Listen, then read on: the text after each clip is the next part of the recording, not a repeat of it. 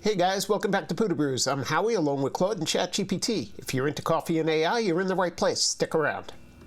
So we're back with another episode of Can AI Successfully Pick a Coffee? If you remember previously, every other month I have Claude or ChatGPT pick a coffee for me, and the only rule is that I have to like it. Claude so far is 2 for 2. ChatGPT is 0 for 2. Will the streak continue? Let's find out.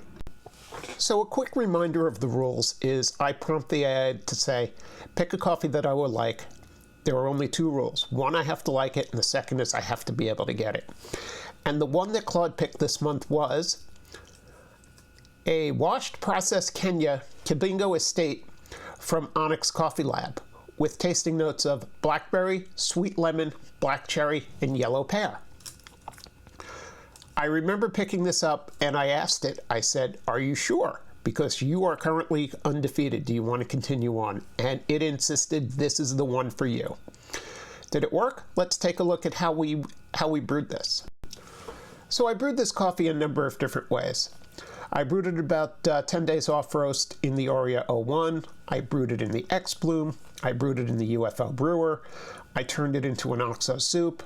I absolutely really did enjoy this coffee. I couldn't believe it, how much I really loved this coffee.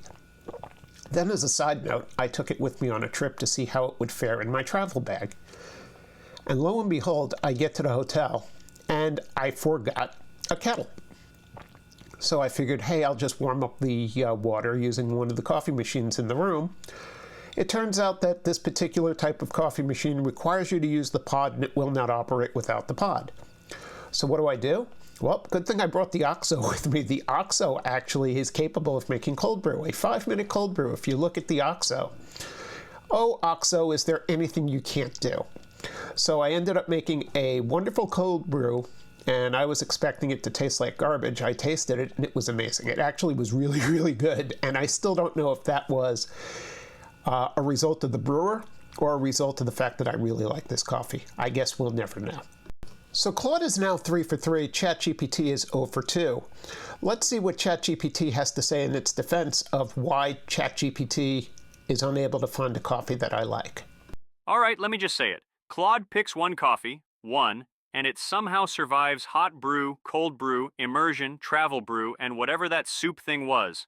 Meanwhile, my coffees need a kettle, a scale, the correct grind, a stable emotional environment, 3 minutes of positive affirmations, and a prayer to Saints James Hoffman and Lance Hedrick just to taste like anything at all.